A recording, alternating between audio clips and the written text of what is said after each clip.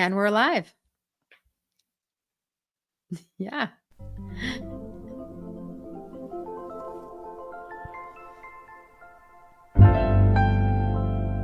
When I'm in need of a great big grin, I know where to go for some oxytocin. When the whole world seems to be cold and mean, I know who to call for some dopamine.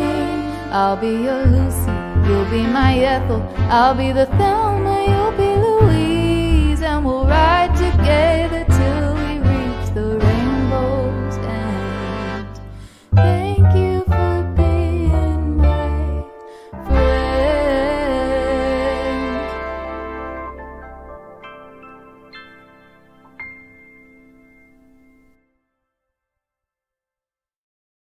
Welcome to Anatomy of Friendship, Season 2, Episode 12. Hi, Joe. Hi, Kel. Welcome back. I know We're back. We're back. It's been a long minute, but we have so much to talk about. The title of today's show is Trust the Path. And I've got a story to tell about that. But, Joe, is there anything you want to say before I dive into this long ass ramble? No? Yeah, you're frozen, first of all. Okay, you're a little Oh, frozen. Okay, no. yes, I want to say our season 2, we're really wanting to focus on sort of the tools. Like the first season 1 was about the rules of friendship, and now season 2 is about talking about the tools we use in friendship and in life and in all relationships, which we hope are your friendships as well. And so Kelly was just in Italy, and oh my God, the Trust the Path name of our episode, it just is so perfect for her to share this story that happened in Italy. And I cannot wait to hear it. So, and for you to illuminate like how quickly, this is the theme I'm interested in a lot lately, is how quickly can we adjust to what is and complain less. Like notice what I'm working on is notice my complaints and how quickly can I transform my complaint to trusting what is, accepting what is. I don't know about trusting, but accepting what is right now as fast as possible and narrowing the gap between what is and my resistance to what is. And I feel like you are a master at this. And the story about Italy shows like you could be in these really difficult situations, and as fast as you can accept what is and then look for the miracle, then that's sort of the punchline to trusting the path. And so I feel like people are going to learn a lot through mapping themselves onto your story. So please tell us about your wild and harrowing adventures in Italy, getting home late at night. Oh my God. Okay, so I was just in Italy, as Joey said, and um, the last time I was in Italy, I was with Dana, but also Gypsy, and you've heard me slash us talk about Gypsy. She's one of my besties, great dearest, bestie, and she passed away 4 years ago. Her favorite place on planet Earth was Italy, and her favorite place on in Italy was Cortona. And if you've ever seen Under the Tuscan Sun with Diane Lane, it's Cortona is the centerpiece of that movie. It is absolutely enchanted, a walled city up on the hill. It's absolutely glorious. And so I was there with Gypsy last time, and she was so full of life and so full of vigor and so full of joy.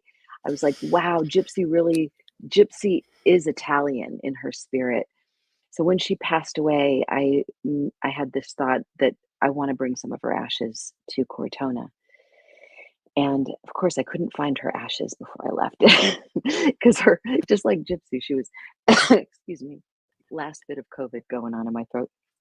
Anyway, but I knew I needed to get there. I decided because I couldn't find her ashes that went scallywagging along somewhere.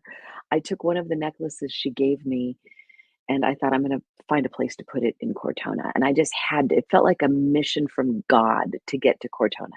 So while I was in Lucca with Dana and our friend Filippo, they were creating this beautiful album, working with all these great kirtan musicians.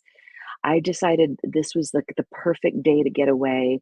when they didn't need me for anything. Our friend Kathy, who was in Cortona, could be there to meet me and kind of be an anchor piece. And she also loved Gypsy and she would help me find a place for this necklace. So it just was like Sunday, I'm going to Cortona.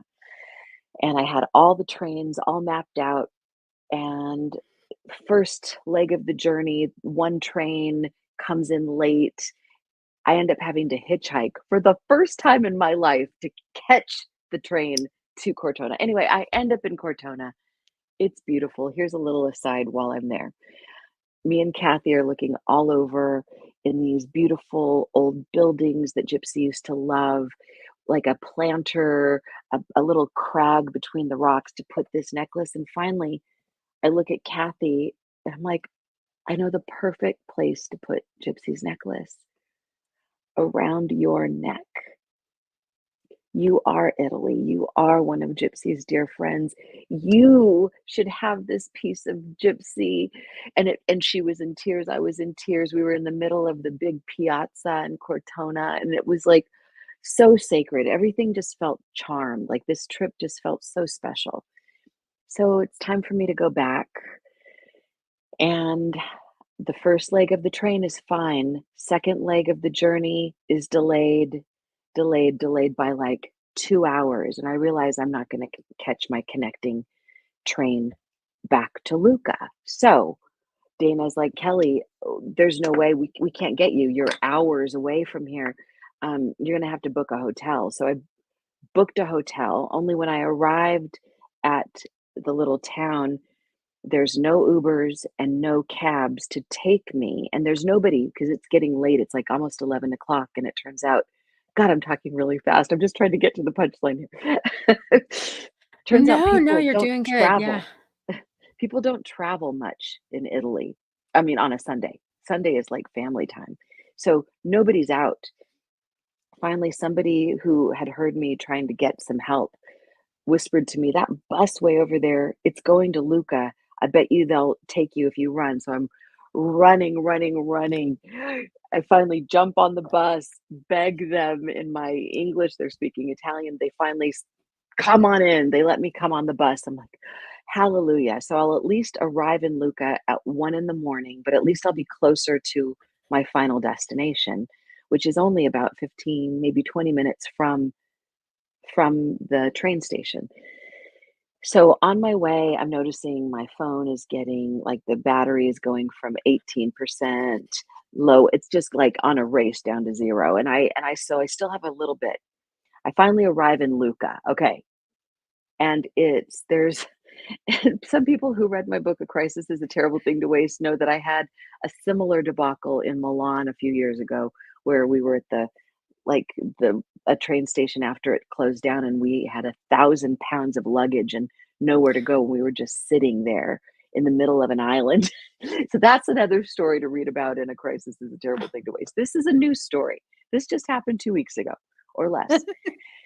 So there I am in my bright blue dress, cleavage galore, which I'm like, oh God, it's 1 o'clock in the morning. I'm by myself in the middle of the train station, and there's no one around except for a few people that seem like they're drunk or on drugs or high or whatever. Because mostly Lucca is a very safe town, but any town at 1 o'clock in the morning, it's like the creeps come out at night, freaks come out at night, anywhere.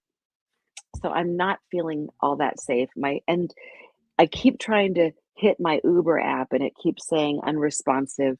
I keep trying to dial this. There's a little sign that has all these phone numbers for taxi cabs. I keep trying to dial it and it goes to nowhere. It just like they hang up on me.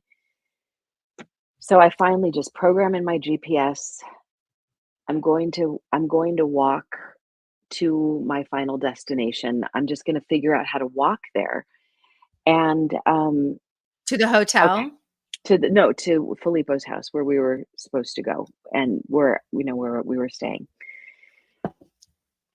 So, and I know my phone's going to die before I get there and I'm going to be lost. But so here's the point. The point is I was like, okay, I kept hearing trust the path, but I could feel my heart racing out of my chest. I could feel my palms sweating, my voice, my throat getting dry, and I was like, "What is going on with me? Oh, this is fear. This is probably an appropriate place for fear. This fear is trying to have my senses be on high alert so that I don't get hurt and so that I can find help." And I'm noticing that, so the people that had been on the bus with me before they dropped me off, I had been saying, like, does anybody know of anybody with a car? And everyone's like, no, sorry, sorry. So here's where I was like, okay, this is where the trust the path comes in, and calling in the art of navigation, which I'll talk about in a moment. In the art of navigation, basically, it's like just to follow where the energy leads. And it's easy to do when you're just on a fun little walkabout in the middle of daylight with plenty of friends around you. But when you're by yourself in a foreign country where you don't know anybody and there's no one around, this is like the perfect place where every woman should never be. So I just was like, okay, kept hearing trust the path. And so I began to just walk in the direction of where I'm supposed to go. And I see these men, and I love men, but drunk anybody is not the best. So I'm like, nope, not them, not them. And the people on the bus already left. But finally out of like nowhere, I see two men and a woman. And it was so funny in my delirious state. Just the sight of a woman felt like, she won't kill me. I will be safe with a woman. I will bond with a woman. And out of the three of them, she was the least interested. But one of the men was like, he spoke a little English. And for the next hour, he stuck with me, calling the cabs over and over. They would answer and then hang up, answer, hang up, answer, hang up. Unbelievable. Finally, we get one guy, he says, "I'll be there in 25 minutes." And I'm like, "Oh my God," just as my phone is about to die. So I send him the address of where I needed to go so that he can show the cab driver. So it was all very much like, ah. So finally, 20 minutes later, true to his word, the cab driver rolls up and takes me where I need to go. Okay, so the point of the whole story is, and I'm kind of missing a few pieces here, but I'll backtrack. Our dear friend who we were staying with, I could have begged him to pick me up in the middle of the night, but he has a sensitive health situation and he needed his sleep. He had a full production the next day. He wasn't offering to give me a ride. So, according to the art of navigation, now I'm going to go back into that for a second. Carlos Castaneda, the late great wisdom keeper who put shamanism on the Shaman. map. Yeah, he was the teacher of a friend of mine, Felix Wolf. Felix was one of his sort of disciples.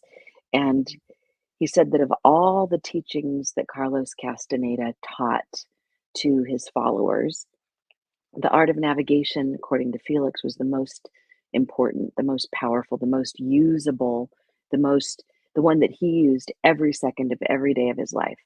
And the idea behind the art of navigation, and in fact, that's the name of Felix Wolf's book, The Art of Navigation. It's where you trust life.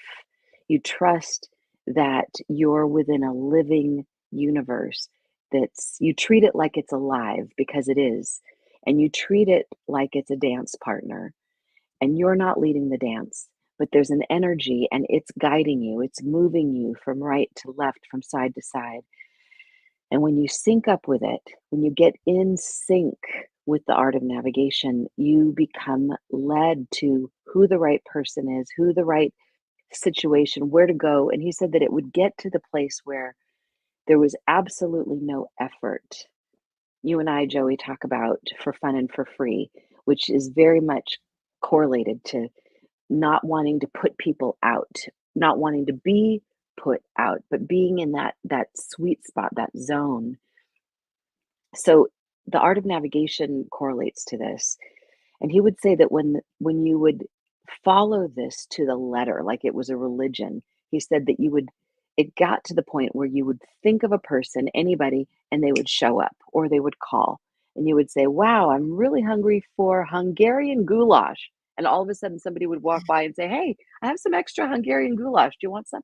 Like like every green light on the road, you there was no efforting in life. It was like you got in sync with the sweet spot of life. And it was all about trusting the signs, trusting the people. So in some way, I noticed myself in this situation that I could have forced something. I could have forced our friend Filippo. I could have forced the people on the bus to some degree, but it felt like that wasn't in the art of navigation, and there was some part of me that just had to trust that the right person or the right people would show up at the right time, and eventually they did, and I was safe, unscathed. I made it home. Okay, in the few minutes that we have, because this is a little short show, just to get our toes back in the water of season 2. Joey, I pass the talking baton back to you. Any thoughts? What does this bring up for you around trusting the path? Okay, if I had lots of time, I would reflect everything that you said because I'm in awe of your process and how beautifully you navigated all of it in the story about Gypsy. And I'm so happy that the necklace is on, her friend's neck Kathy. and that you Yeah. saw that your friend was Gypsy's, was Italy, Kathy. She was Italy and she would take Yeah. Gypsy all around Italy. So I love that. So I would spend all Yeah. my time acknowledging everything that you said. But with limited amount of time, um, I want to say that my mom is masterful at the art of navigation. My Madeline Weber. mom my mom, Madeline Weber, she drove away today from her home where she's been living for the last 4 years with her friend Melanie. She's been living with Melanie for 15 years. They've been friends and life partners, and Melanie died suddenly last month. And my mom and Melanie paid more rent than my mom, and my mom supplied help and love, and like they were just a great partnership. But now my mom can't afford a home on $800 Social Security, and someone gave my mom a car. She had no car. And so what I'm saying is, and the movie Robots, the Pixar movie Robots, or is it Disney? Ooh, See a need, fill a need. That's the slogan of the robot like manufacturer that this movie's about. See a need, fill a need. So my mom speaks a need and then she gets her needs fulfilled. I, on the other hand, am scared to death. My mom is had to drive away. She sold all of her belongings. She put everything, the rest of what she's got in a car, and she drove away today from Florida. And she's just driving to friends' houses and has no idea where she's going to land, has no home base. I am freaking out because I like to plan and I like to know and I like to think ahead. And my mom sticks herself into the flow, and partially because she's amazingly faith filled and partially because what else is there to do? Like, she could resist or she could flow and have faith, and my mom chooses to flow and have faith. So I'm over here having a ton of stress because I'm like, she's my mom, and shouldn't I this and shouldn't I that, and what's she going to do? And I'm like, wait a minute, last time I did that about my mom, 3 days later she had a home. So like, am I going to fill the space with fear, or am I going to trust in the path? She is trusting in the path. Why am I fearing for her path and trying to fix and mess with her path? Because I'm a recovering codependent. But so I just want to say, like, I actually feel like you are masterful at trusting the path. And when I heard the mm. story that you had to find a way home, I knew you were going to be okay. Like, I knew you were going to be okay. Of course, I found out about it through you. So I already had the punchline. Okay. But like, that's who you are to me also. You make magic happen. And with just a couple of minutes left, I'll just say, years and years and years and years ago, I used to trust the path by saying, be a bear about it, because I'm a Winnie the Pooh lover. And Winnie the Pooh would just kind of That. lump around, and then the thing he needed would show up, which reminds me of the book, The Mutant Message Down Under, because there's a whole tribe of Oh, Aborigines that used to just follow. Like, they knew if they needed food, it would show up, even if it was just a couple of caterpillars. They knew if they needed water, it would show up, even if it was just a few drips. And they trusted it, believed it, saw its evidence. They collected evidence like, oh, here it is. Here it is. They literally lived that way. So one day I went to work and I come out of, and I'm leaving work and I realize I can't find my keys. And I go to my car and I'm like, I wonder if I left my keys in my car. Oh yeah, I left my keys in my car and they were in the ignition and my car was on all day long for 9 hours while I was at work, running. So I'm like, and I thought this was masterful of me. I'm like, be a bear about it. And I went lumping around. I'm like, maybe I can find a hanger. It was back when you can actually like use a hanger to open your car doors. So I look around and I'm walking in an alley. I'm like, oh, there's a hanger. And I went and got the hanger and I went, oh, and I opened my own car door and I was being a bear about it. So that could be the subtitle to this. Trust the path, be a bear about it. So, Oh, that's so good. I met the situation with trust instead of fear. And I looked for what the next flow was. And you looked for what the next flow was. And you got home at 2 a.m, but you got home. I did, And I I know we did. need to close now because you have an We important do, but meeting. So yeah. what do you want to say to close? I want to say that if you're watching or listening in real time, we're in the midst of a pretty intense political moment in our country. And this isn't a political show. We think friendship should be for everyone. But we do have very strong political ideas. Anyway, my husband called one of his friends today who happens to work behind the scenes in one of the political campaigns. And he said, what's going on with you in the midst of all of this? And this guy happens to be very spiritual. And he responded from a very spiritual place. And Dana was like, God darn it, I wanted to get his human boots on the ground self. But what he said was, when I zoom way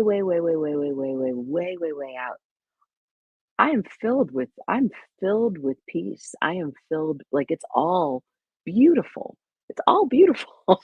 And I think we Dana and I just watched the movie To the Moon. Is it To the Moon? It was with Scarlett Johansson and something Fly Me to the Moon. And from that moon perspective, like there's nothing to not trust. There's like we're not orchestrating this universe.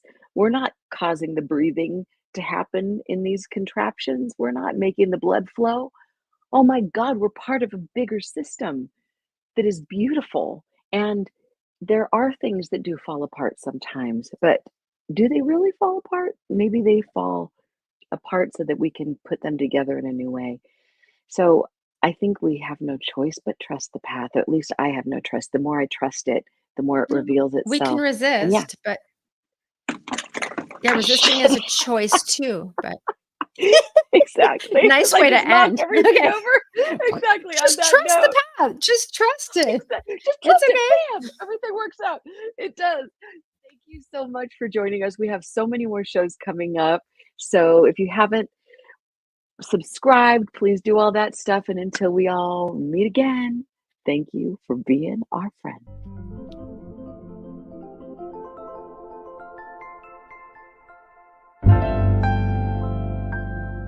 Thank you for joining us on Anatomy of Friendship. If this has been helpful to you, or if you have questions or comments, Please share them with us at anatomyoffriendship.com. if you haven't yet, take a moment to follow, like, and subscribe to our show. And don't forget to share it with a friend or two or a few. Special shout out to Dana Walden at Love Hub Productions for being our engineer, producer, and for writing our friendship song.